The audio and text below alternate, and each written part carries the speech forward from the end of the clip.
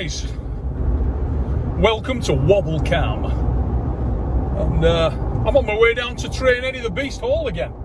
But we got East versus West coming up this week. I go out to Istanbul tomorrow. Really looking forward to getting over there.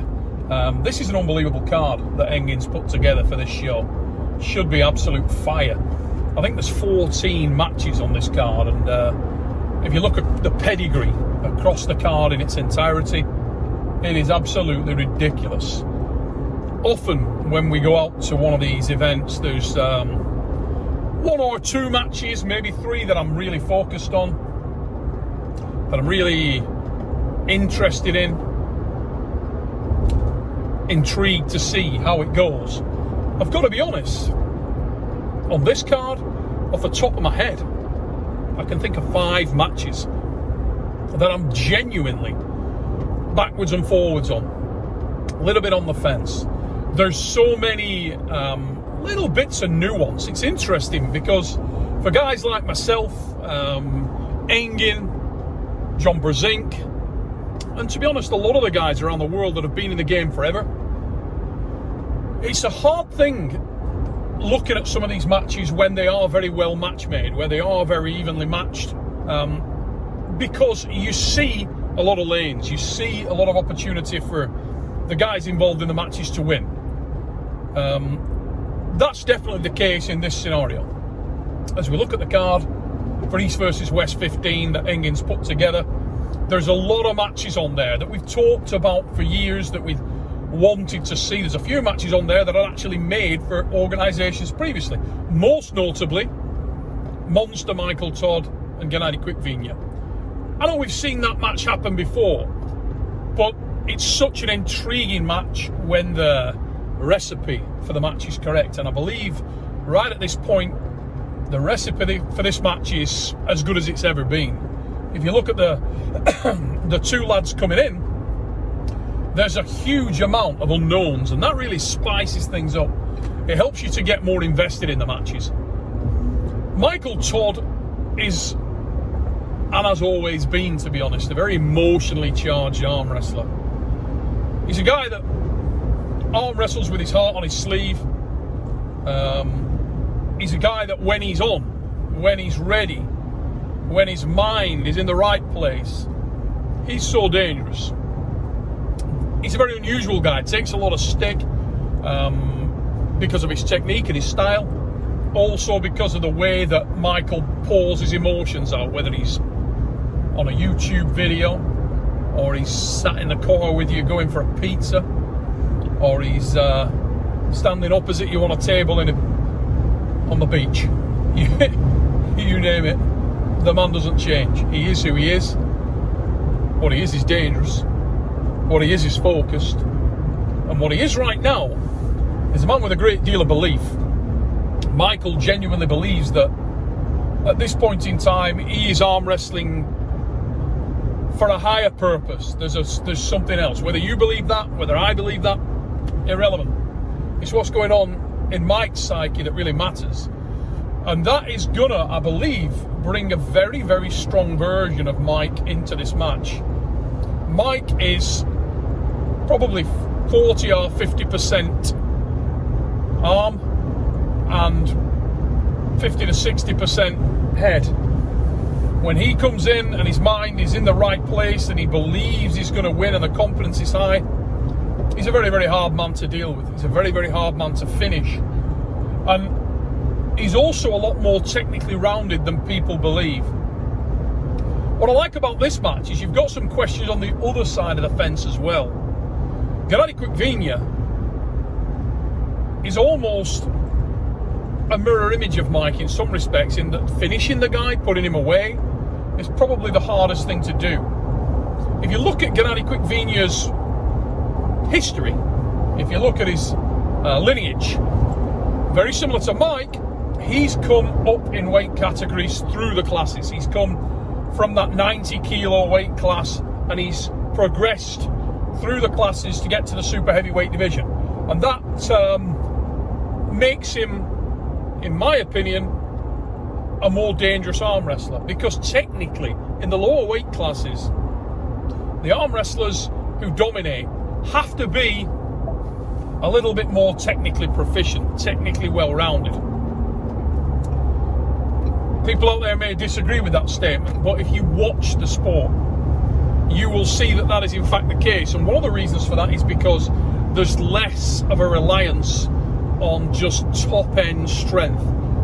The human frame is only able to deal with so much power, so much top end. It's a little bit like if you're looking at a tennis game. Once the serve speed gets over a certain speed, it gets to 100 and whatever the hell it is now with the top guys are serving. Mika Sakbara leads there and tell me straight away.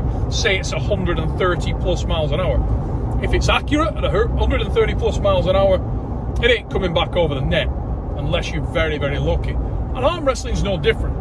Boxing, once you get to a certain level of power in the heavyweight division, guy connects on the chin, game over. Arm wrestling's no different. With GENADI KVICKVENIA and Michael Todd having progressed from those middleweight classes up through the classes and getting to where they are today in the super heavyweights, you're ended up with a very technically proficient, very well-rounded arm wrestler who's layered on that additional power, and it makes him a very, very difficult prospect.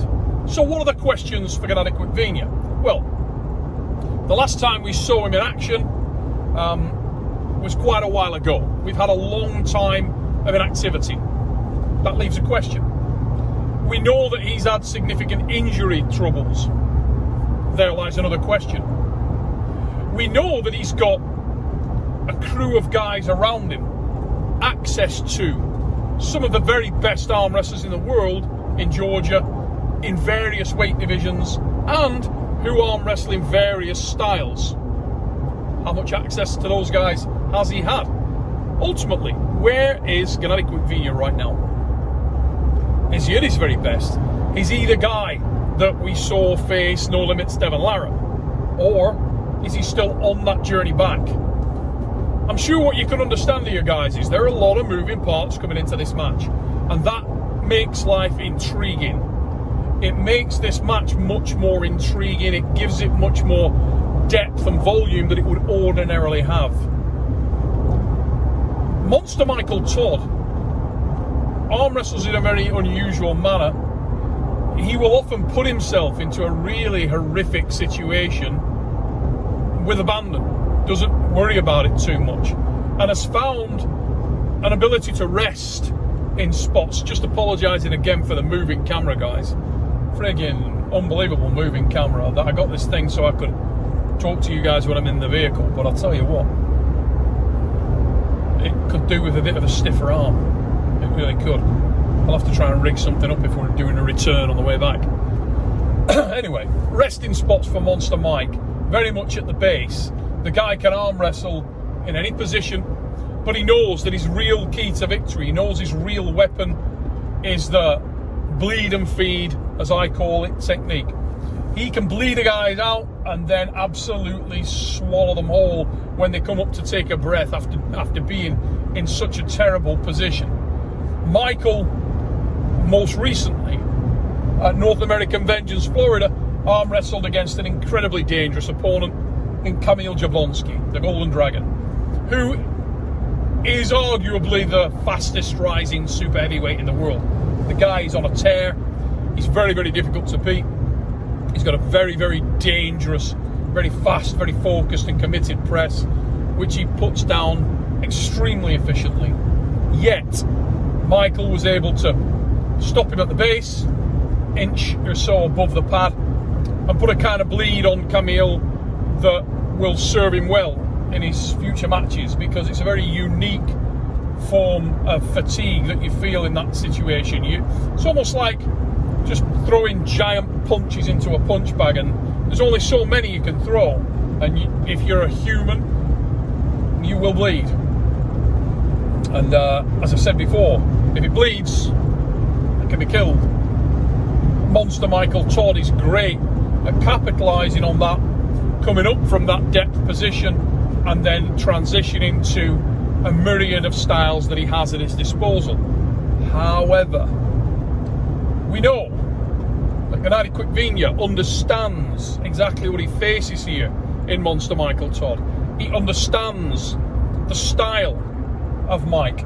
He understands what Mike's aim and objective is in this match, and he will then try to climb before he goes on the offensive. So when Michael goes into that deep resting position and the open arm top roll the Kings, don't be surprised if initially we see a lot of climbing from GENADI KVICKVENIA. Even in that rest spot, he will look to climb, he will look to not sacrifice himself, and that may leave Mike with the option of having to go on that offensive a little earlier, coming out of that sticking spot, which makes his existence a little more precarious, makes him a little bit more vulnerable.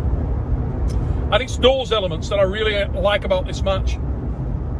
It's also whether Mike has come into this thing with an entirely different mindset.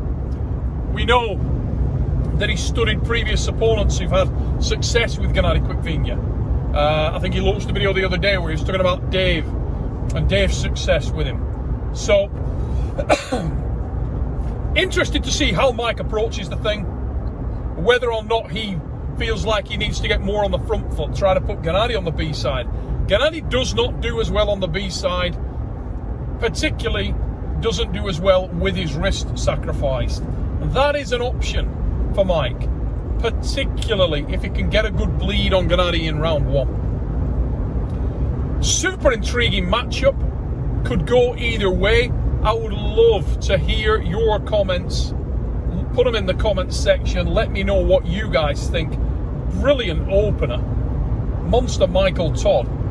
GENADI KVICKVENIA. East versus West 15 should be absolute hellfire from the get-go. And these guys are competing for more than pride. They're competing for the opportunity to ascend in this stacked environment of the super heavyweight division that we now find ourselves in. Who will be next in line for GENADI KVICKVENIA? Who will be next in line for Monster Michael Todd? We will find out. On Sunday, we'll get a real feel for who sits where in the super heavyweight division. Be good, guys.